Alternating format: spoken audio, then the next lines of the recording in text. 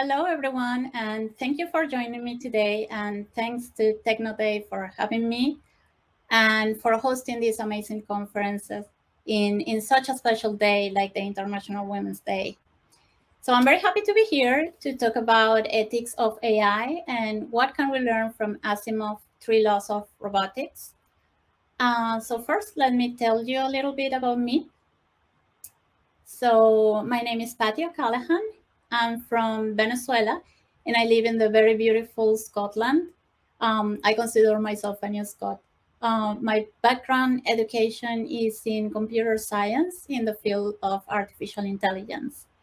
I have around 20 years of experience working in the tech industry. Currently, I'm part of the software engineering team at Charles River Laboratories. I'm a volunteer in Code Club Scotland, which is part of the Raspberry Pi Foundation. I help a code club at my local school where kids from 12 to 14 years old learn how to code.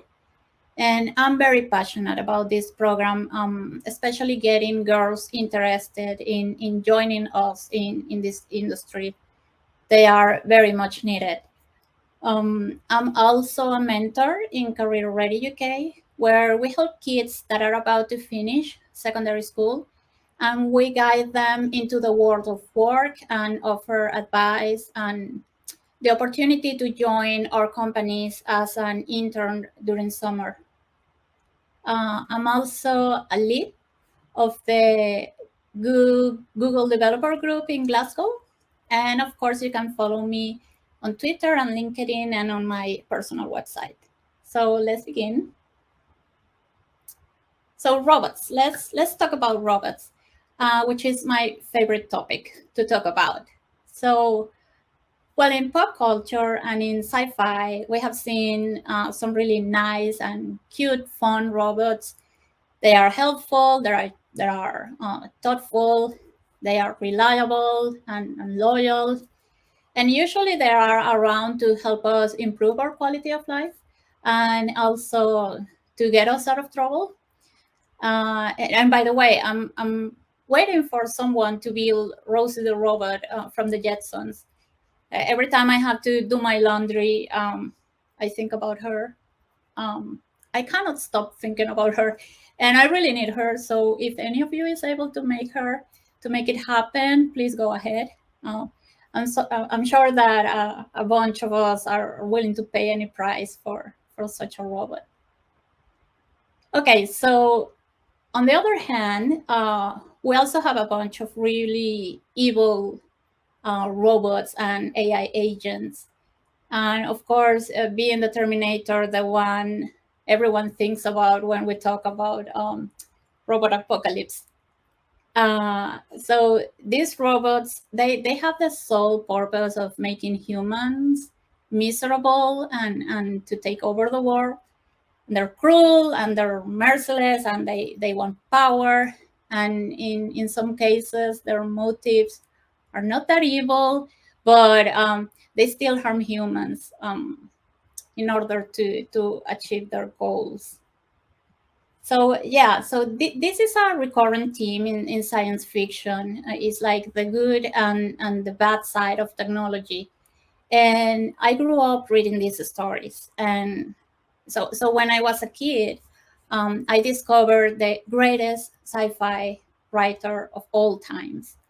And his name was Isaac Asimov. So Isaac Asimov started publishing his work around the 1940s, and he wrote around 400 fiction and non-fiction books and short stories on topics, of course, science fiction, to religion, to history, to art. He was such an amazing and very prolific writer. And my favorite stories that he wrote were those about robots. And they were really clever and entertaining, and they would make you think about the consequences of interacting with such powerful machines on a daily basis. So To be able to deal with these consequences in his stories, he created the three laws of robotics. So let's talk about that. So the first law is as follows. A robot might not harm a human being or through inaction allow a human being to come to harm. The second law is like this. A robot must obey orders given by a human unless those orders actually violate rule number one. So in other words, a robot cannot be ordered to kill a human being. And law number three, a robot must protect its own existence because after all, it's an expensive piece of equipment, unless that violates rule number one or two.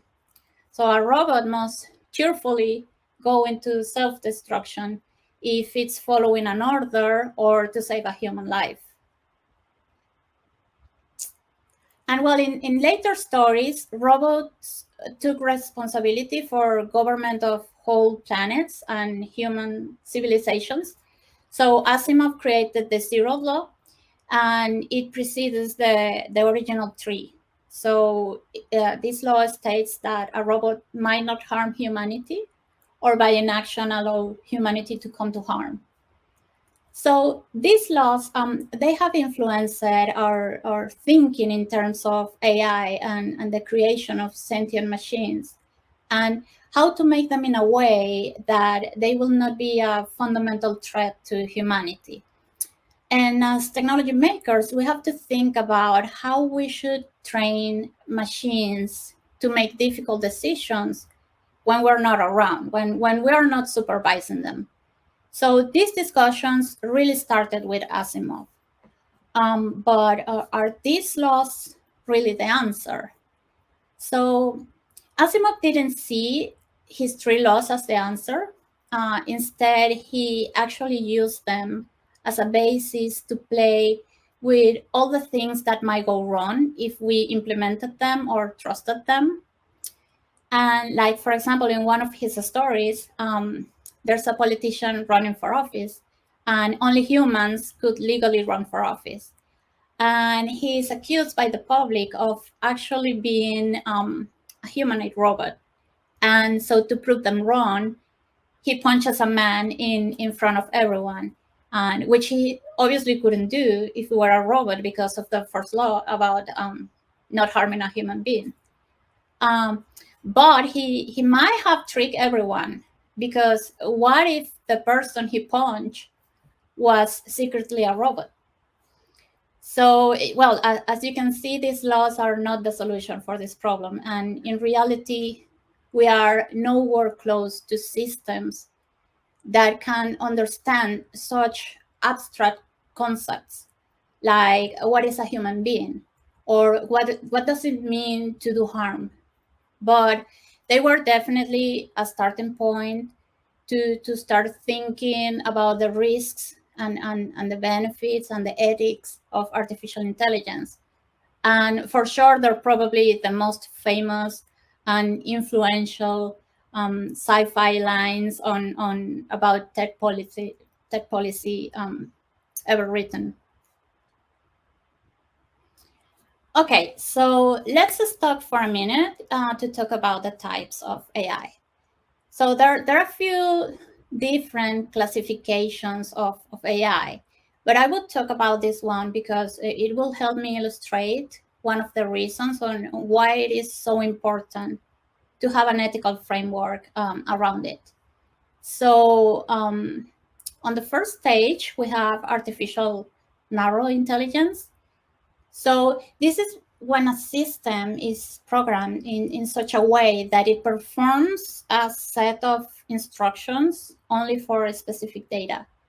So for example, let's take the virtual assistants like Siri and well, I can name the other one because I forgot to turn her off. And if I say her name, she will talk back and interrupt my talk. So these assistants,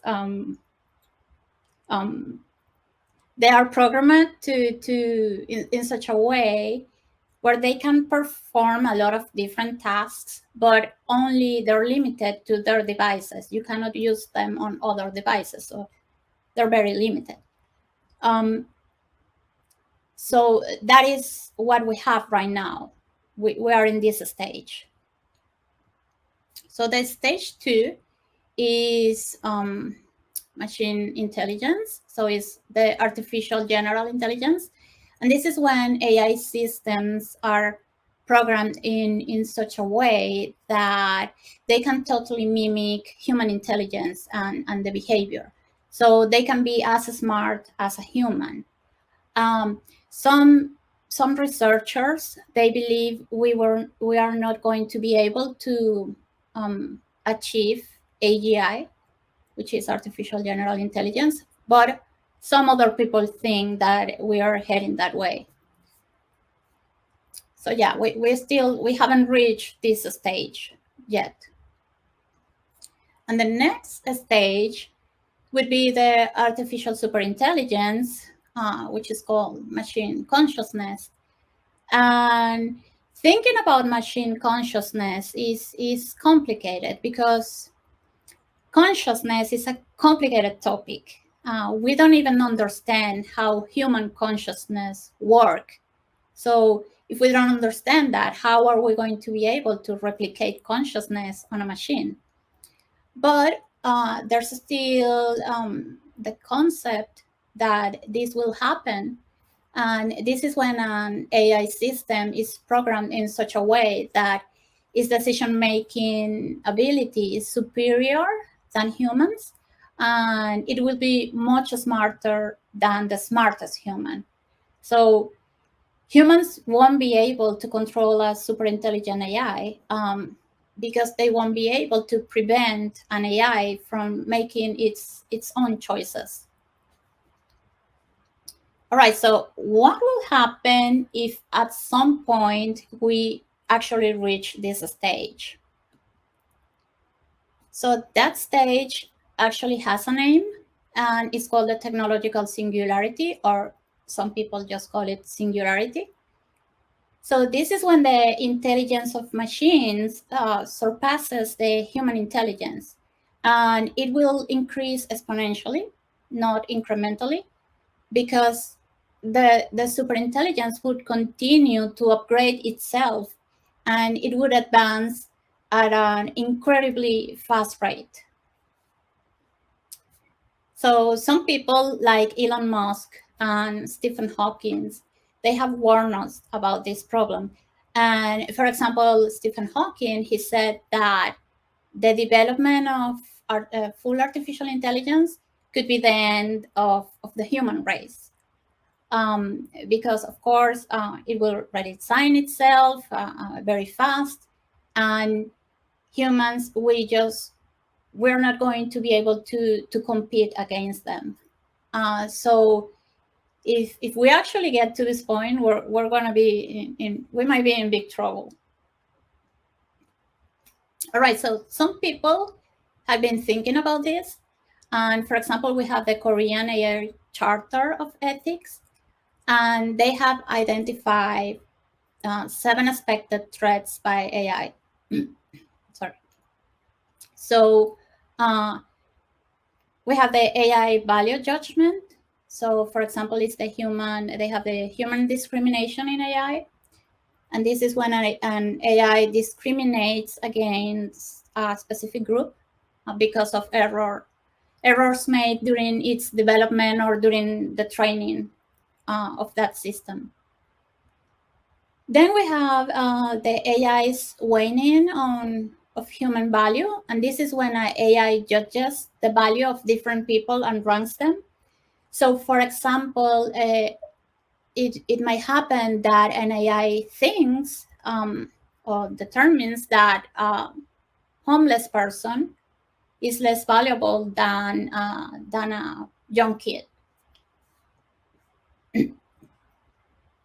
Then we have the malicious use of AI. So we can have the lethal AI weapons. So these weapons, they attack people that are considered enemies, that are the target, but it can harm innocent people if the AI fails.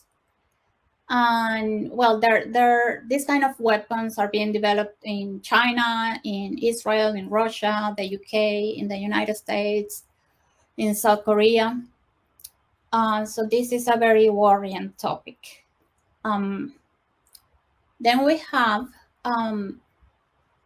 the AI-based cyber attacks and the excessive privacy intrusion. And the perfect example for this is the facial recognition systems used by security forces. Then we have the human alienation and the AI's usurpation of human occupations. So this is the most popular example of people thinking about the dangers of AI, and it will be that robots will take away our jobs. So some people think that that is very worrying, and some people believe that is actually a very good idea. And then we have the alienation of the digital vulnerable. So yeah, it's possible that people who have limited access to digital services, let's say the elderly, can be marginalized because of that. So we definitely need to do better. And we are already having problems with faulty AI, and these problems are having an important impact in real life for many, many people. So we have here some examples. So, for example, we have this news of a predictive crime algorithm used by the Chicago police, and it identified a man as a person of interest. And this man says that because of that, he has been shot twice and he's under a heavy police surveillance. So this is quite worrying because what if that predicted crime algorithm is just wrong and is making wrong decisions? Then we have this. This was quite a scandal because Amazon was using a system, a AI recruiting tool, and that system was leaning towards men, and it was obviously biased against women. This system didn't like women. So when they discovered that and it was known, it was a huge scandal. Then this was also huge here in the UK. The NHS, which is the National Health Service in the United Kingdom, they were working along DeepMind, which is a Google-owned AI company, and they were working in a system to detect kidney diseases. So an NHS trust was sharing millions of health records of patients. They were sharing it with DeepMind, and the issue was that no one asked those patients if this information could be actually shared. So this was obviously a violation of privacy, and it was a huge issue here. And then there was a time when Facebook was using his AI for labeling images and videos, and the data set was wrong, and it started tagging Black men as primates. So this is a horrible example of when an AI can go very wrong. So yes, as we just saw on the previous examples, AI is being used as part of decision-making processes with potentially significant consequences for individuals and organizations and society as a whole. So we have to make sure that the risk and the benefits are distributed on a fair way that doesn't affect or benefit particular sections of society. So the aim of AI ethics is not only to avoid the negative impacts of it, but also to maximize the benefits of AI technology. And it's not about what we cannot do, it's about what we should do and what we shouldn't do. And these questions about what we should do and what we shouldn't do are really tricky because people would have different answers depending on their context and their backgrounds and their experience. So there are no simple solutions to ethical challenges. So what are the nations doing about AI? So since 2017, at least 60 countries have adopted some form of artificial intelligence policy. So we have, for example, the European Commission Artificial Intelligence Act, which is very interesting to read. If you like this topic, I highly recommend you to have a look at it. We also have the Japan's Artificial Intelligence Technology Strategic Council and the United States National Artificial Intelligence Initiative Act. So we need international cooperation around this because, of course, AI systems can be hosted in the cloud and they can be accessed remotely from anywhere in the world with an internet connection. And so it's something that impacts all of us. And we really need to work together and work closely to regulate and to create ethical and legal frameworks that can be useful for all. So many organizations and governments have proposed a different range of AI ethics frameworks. So let's have a look at the Japanese Society for Artificial Intelligence ethical guidelines. And they describe the following. So we must ensure that the use of AI contributes to peace and safety, welfare, and public interest of humanity. It must protect basic human rights and respect cultural diversity. It should respect laws and regulations, and it must not bring harm to others through violation of information or properties belonging to others. We must not use AI with the intention of harming others, or directly or indirectly. Of course, it should respect the privacy of others, and it must not create inequality and discrimination in society. And we must recognize the need for AI to be safe and acknowledge our responsibility in keeping AI under control. And we must also acknowledge the significant impact that which AI can have. So we should act with integrity and in a way that can be trusted by society. And why do we need ethical AI? Well, again, there can be a lack of visibility over how certain algorithms work, and the lack of transparency can lead to situations where individuals are very negatively impacted just because the computer says no without a meaningful explanation. Of course, essential data protection and privacy rights. And again, facial recognition is the perfect example for this.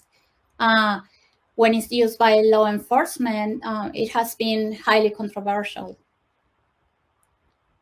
And these systems can, in principle, be designed to be free of biases, but they are only as good as the humans who design them and train them.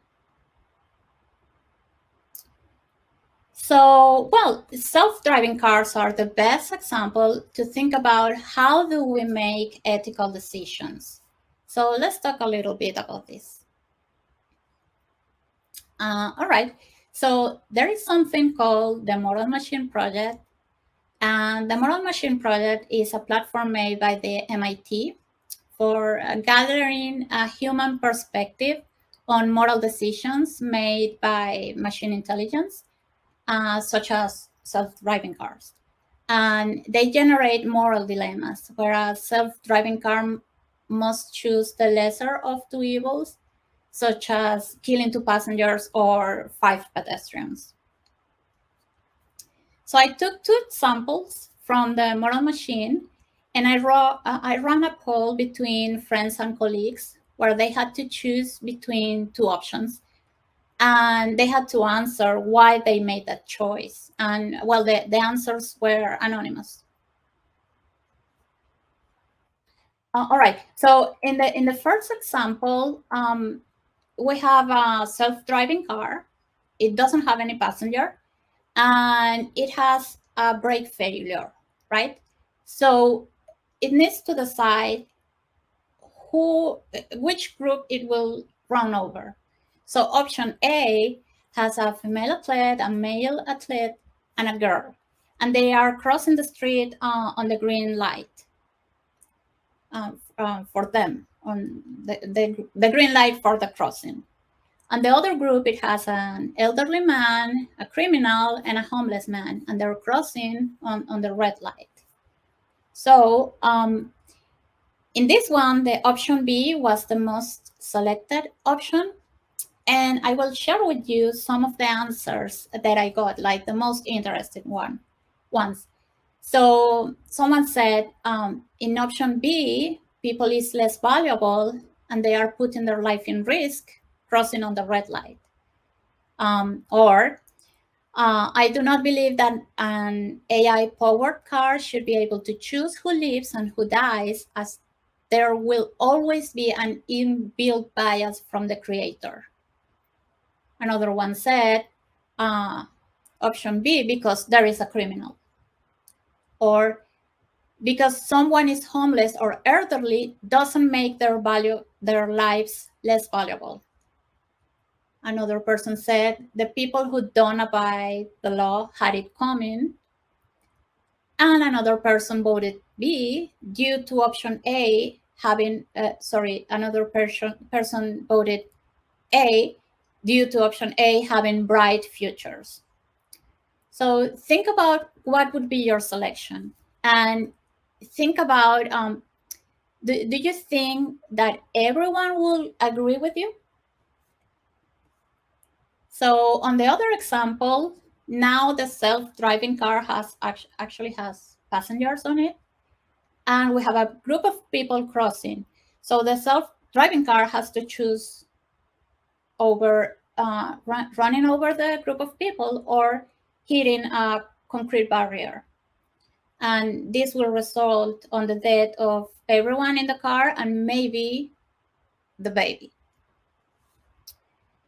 So people again voted for option B.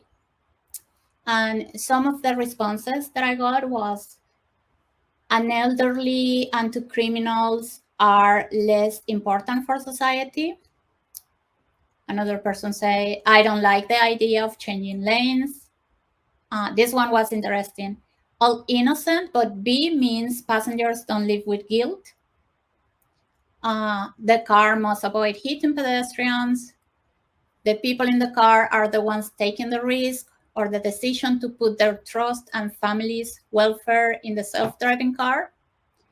And this was my favorite response of all of them. And it says that the car thinks it deserves to be destroyed for its mistake. So it's actually interesting that this person thought that the car might actually feel guilty. So that was pretty interesting. So, well, as you can see, several people has different opinions on how the car should act. So how do we know who is right and who's wrong? So we have to think about what happens when engineers get together to design the decision-making algorithm for the self-driving cars. When following the current traffic laws is not enough to to avoid a scenario like the ones that we just saw. And then, okay, some people might think that maybe the solution is not to have self-driving cars at all. But what if they are actually way safer than cars driven by humans? And they help to significantly reduce the amount of millions of deaths per year in traffic accidents, where most of them are caused by human error. So that is definitely something to think about. So remember, AI ethics is not about what we can't do. It's about what we should do and what we shouldn't do. So think about this the next time you're working on a project, and you might think it's a small project, maybe it's not that important, but for sure it will have an impact in someone's life in one way or another. And if you're working with AI technologies, if you're working with machine learning, think about all of the possible consequences and outcomes of your work. And you surely have the best intentions, but something wrong might happen along the way. And maybe your training data is not good enough, not diverse enough. So think about the responsibility you have as a tech maker to ensure that your work helps humanity to progress in a positive way. And just let's remember Asimov's laws, that even if things get complicated along the way, our technologies should never ever harm humans. So thank you very much, and I hope you enjoyed my session. Bye.